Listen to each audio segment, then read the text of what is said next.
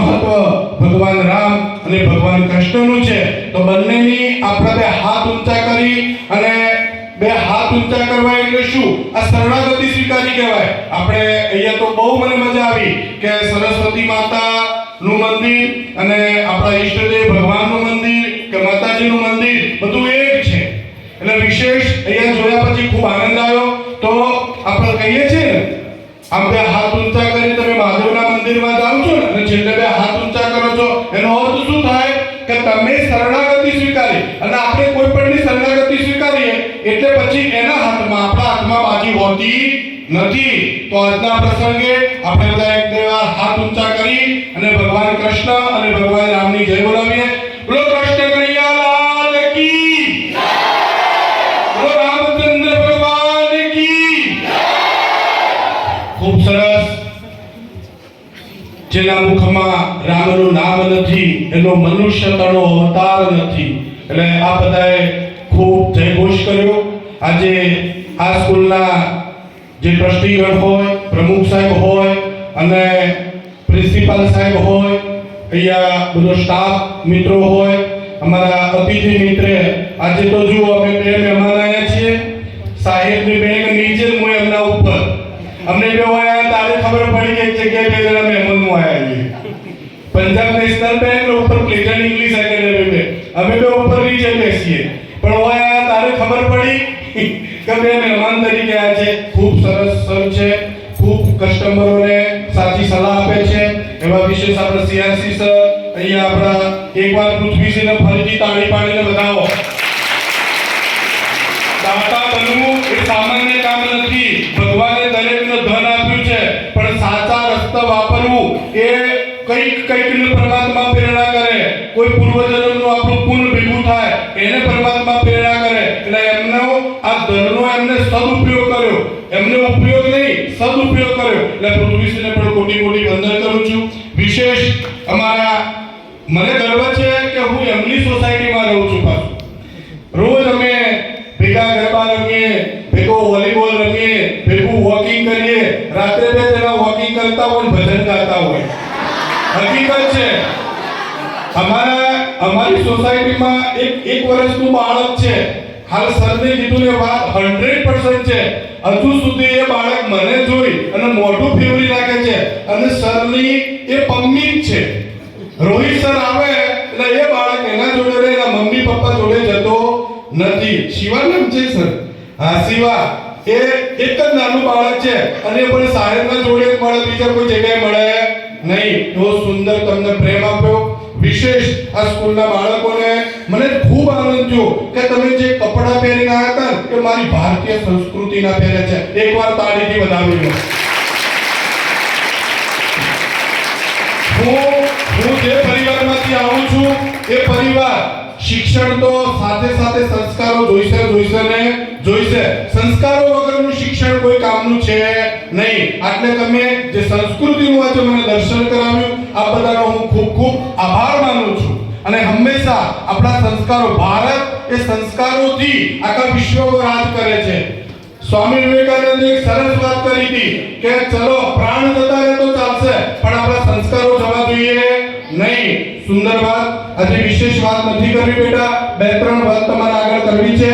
તમે ખૂબ આગળ વધવાના છો. આજે વિદાયનો પ્રસંગ છે.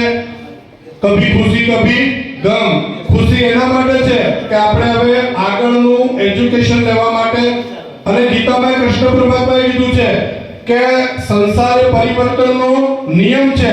સર્જન વિસર્જન એ પણ થવું જોઈએ. તો આજે આપણું એક બાજુ સર્જન કરવાનું છે.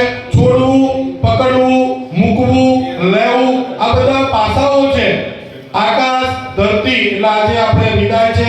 આપણા ગુરુજનો જોડે ખૂબ આપણે આનંદ કર્યો. આ બેનને દીકરીએ સરસ વાત કરી કે આપણા શું બધા જે સારા ગુણો અને ખોટા ગુણો. મહાત્મા ગાંધીને કેમ આપણે બધા મહાત્મા ગાંધી કહે છે કે એમને બીડી પીધી હતી ને એ પણ એમની સત્યના પ્રયોગોની બુકમાં લખ્યું છે. માટે આપણે એમને મહાત્મા ગાંધી કહીએ છીએ. એટલે અહીંયા તમે બધાએ શિક્ષકો જોડે જે તમારા સારા ખોટા બધા જ પાસા અહીંયા રજૂ કર્યા. એટલે મને ખૂબ આનંદ આવ્યો. એથી વિશેષ આજે બહુ મોટી વાતો મારે નથી કરવી બેટા. પણ પહેલું શિક્ષણ ખૂબ ઊંચું લેજો અને ક્વોલિટી વાળું લેજો. હવે એવું નથી કે ક્વોલિટી વાળા શિક્ષણ વગર તમે આગળ વધી જશો. તમે તમારા માતા પિતાને પ્રેમ કરો છો? હા યા ના?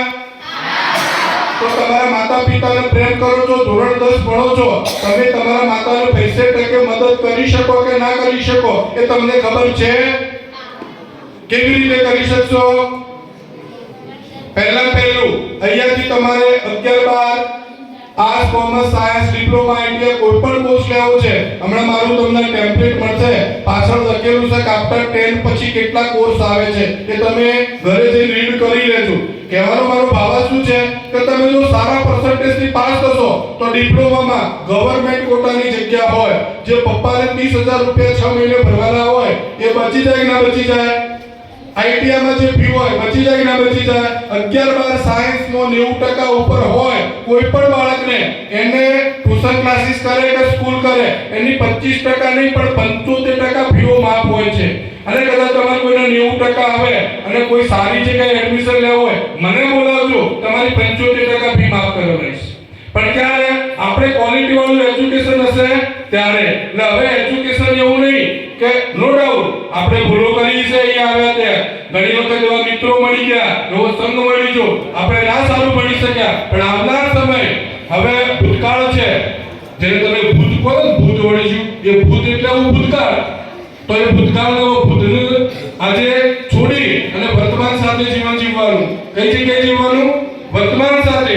અને વર્તમાન સાથે જીવન જીવશો તો તમારું ભવિષ્ય ખૂબ ઊંચું છે. શું હશે ઊંચું? તમારું ભવિષ્ય. પણ કહેવાનું છે કે ધ્યેય વગરનું જીવન નકામું છે. તમારા જીવનમાં તમારા ધ્યેય જોઈશે. હમણાં આનંદપુરા બસ સ્ટેશન ઉપર બોર્ડ વગરની બસ આવે તો કેટલા પેસેન્જર બેસે ભાઈ? એ તો મુક્તિ તો મળી જાય ને, મોમન ઘેરે જાય. ચલો બોર્ડ હલના એટલે આપણા પોસ્ટ ઓફિસમાં સરનામા વગરની ટપાલ આવે તો પોસ્ટમેન કોના ઘરે આપવા જાય? કેમ કશું નથી? તો આ બધી ગાડીઓનો બોર્ડ તો જોઈશે કે નહીં જોવું? કોઈ એન્જિનિયરનું જોઈશે, કોઈને ડોક્ટરનું જોઈશે, કોઈને નર્સિંગનું જોઈશે, કોઈને ટીચરનું જોઈશે. જોઈશે કે નહીં જોવો? બોર્ડ બનાવ્યા કે હજુ રિઝલ્ટ આવે એટલે બનાવવાના? એટલે પેલું અને તે વગર ભણવામાં નિષ્ઠા ના જાગે. અને નિષ્ઠા ના જાગે તો ક્યારે તમે સક્સેસ ના થો. કોઈ પણ વસ્તુ તમે નિષ્ઠા અને પ્રામાણિકતા અને નીતિથી કરશો તો 100% એનું સફળતા મળે ને મળે. પણ ક્યારે મળે? હજુ પેલા અડધા તો મારા જેવા જો ટપમ ટપિયા ચાલુ જ છે. આપણે પછી શું થશે ખબર છે? જો અમે બેન ને બે હમણાં ભેગા જતા ડીએન હાઈસ્કૂલમાં વડનગર, અને ગુરુ મહારાજની કૃપાથી આજે ભલે એક બાજુ હું પણ ગુરુ મહારાજનું નામ લઈ નાનપણથી એક સંતની ભૂમિકા પણ નિભાવું છું, બીજા નંબરમાં એક શિક્ષક છું એટલે વિદ્યાર્થીઓને ભણાવું છું, અને ત્રીજા નંબરમાં એક બિઝનેસમેન છું. એટલે બિઝનેસ એટલે તમામ પાસાઓ હું તો ભગવાનને પ્રાર્થના કરું છું કે ત્રણ એક સાથે મને આપે છે. ત્રિવેણી સંગમ છે. બેન ખૂબ એમને સાંભળવા જેવા છે. બેનના એક શબ્દ, કારણ કે પોતાનું જીવન પરમાત્માને સમર્પિત કર્યું છે. અમે જોડે જ હતા હમણાં જે સ્કૂલમાં મોદી સાહેબ ભણ્યા હતા, એ શિક્ષક પણ અમારી સોસાયટીમાં રહે છે.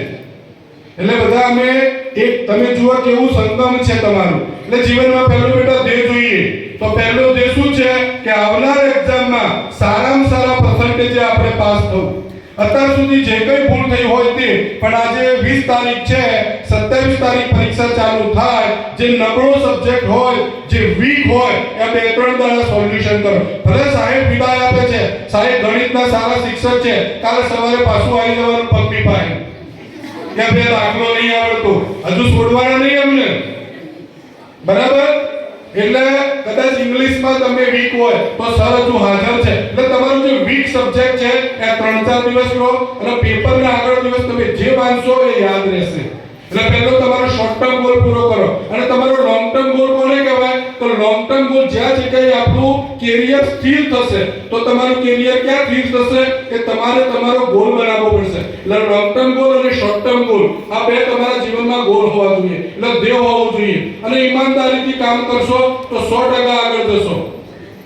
જીવનમાં 5 વસ્તુ નહીં કરવાની અને 5 વસ્તુ કરવાની, એટલી જ હું આ વિદ્યાર્થીઓને વાત કરું છું. તો પહેલું, જીવનમાં ચોરી, જાણી, દારૂ, મોજ અને જુગાર આ જીવનમાં ક્યારે કરશો નહીં તો કોઈ દિવસ તમારા ઘરે જમતો જમ પણ ભગવાનને તમારા ઘરે દર્શન કરવા તમારું આવવું પડશે.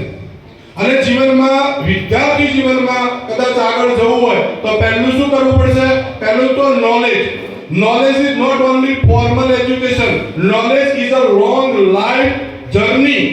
Knowledge એક એવું knowledge, ધારો કે આપણા ગામમાં તળાવ છે, બરાબર? હવે મને ભણવામાં બહુ મજા આવી અને હું તરવાનો નિબંધ લખ્યો અને મને સરે 10 માંથી 10 માર્ક્સ આપ્યા, પણ કદાચ તળાવમાં કોઈ ડૂબતું હોય તો હું કોમ આવું?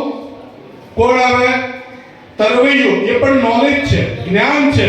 જ્ઞાન એટલું બધું સારું પ્રાપ્ત કે કયું જો આ ઓકે શું જોવું ને અને શું ના જોવું એને પણ જ્ઞાન કહેવાય. આ કાને શું સાંભળવું અને શું ના સાંભળવું એને પણ જ્ઞાન કહેવાય.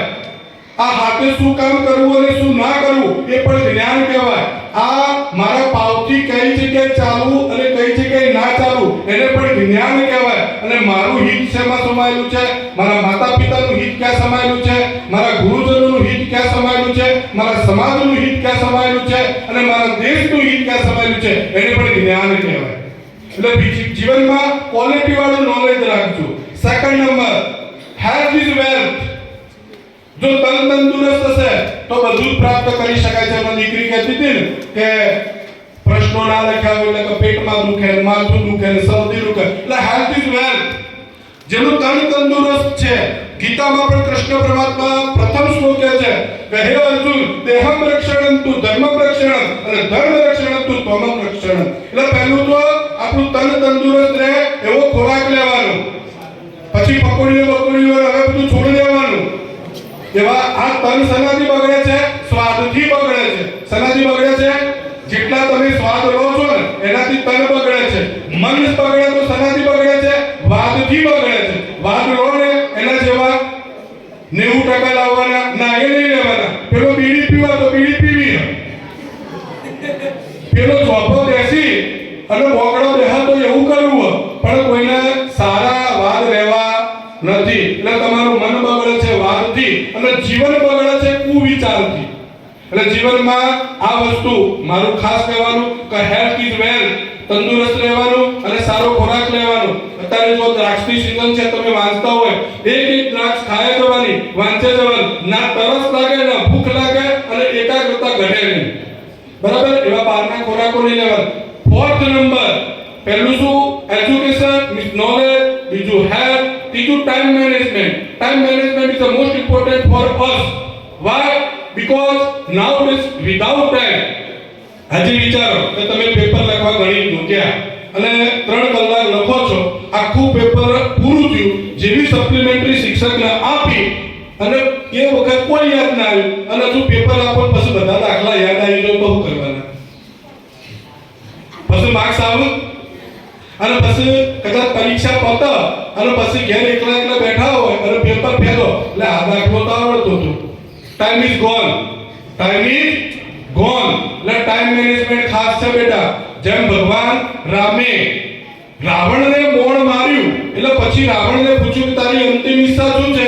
તારે રાવણે શું કીધું કે મારી 3 અંતિમ ઈચ્છા છે. એક તો દરિયો ખારો છે એવો મેઠો કરવો છે, બીજું સ્વર્ગની સીડી બનાવવી છે અને ત્રીજા નંબરમાં આ સીતા માતાને દંડવત પ્રણામ કરી મારે તમને અર્પણ કરી જવાતા. રોમ કે તારે પહેલું ના કરાયા. એટલે જીવનમાં એક આ ટાઈમ મેનેજમેન્ટ. થર્ડ નંબરમાં તમારે જીવનમાં આગળ વધવું છે તો સેલ્ફ કોન્ફિડન્સ જોઈશે. શું જોઈશે? Self confidence.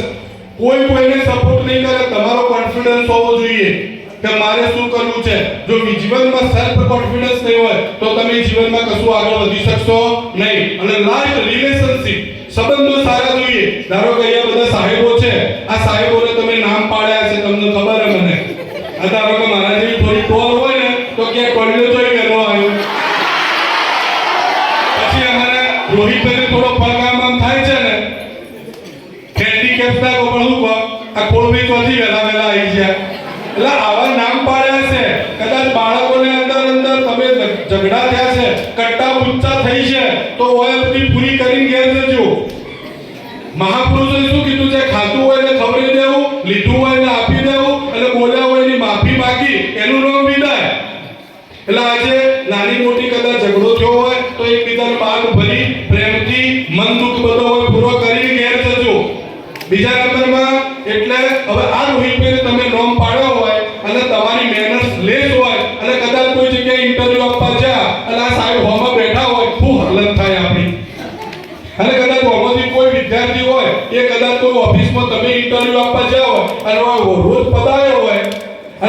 ઇન્ટરવ્યુ આપવા જો લે આવો તો શું થાય?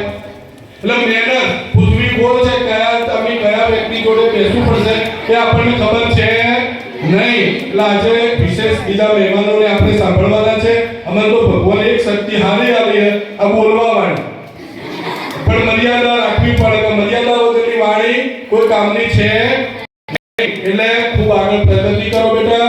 અને આ એક નાની શુભેચ્છા કીટ લાવ્યો છું તમારા માટે, એનો તમે યુઝ કરજો. અત્યારે તમારા બધા માતા પિતા સદ્ધર છે, તમને બધું આપી શકે છે. અમારા વખત તો કદાચ કોઈ પેન્સિલ આપો તો મને એવું લાગે કે હનુમાન લાઈને અમને પર્વત આવ્યો, પણ કદાચ મોટા મોટા પથ્થર વાદળ ઉપાડતા હતા, પણ એ ખિસકોઈ માટીમાં આરોટી અને એ સેતુ પર જઈ અને રચકણો મુક્તિ હતી તો ભગવાન રામે એના ઉપર હાથ ફેરવ્યો છે માટે.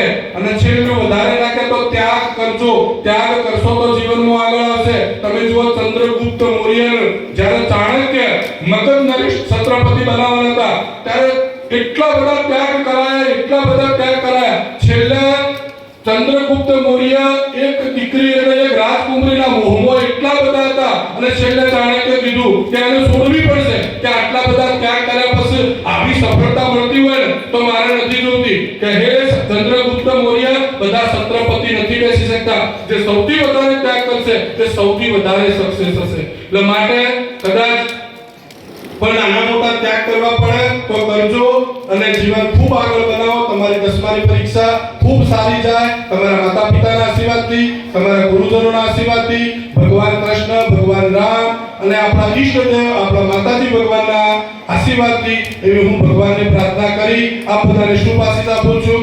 બોલો કૃષ્ણ કનૈયા લાલ કી જય.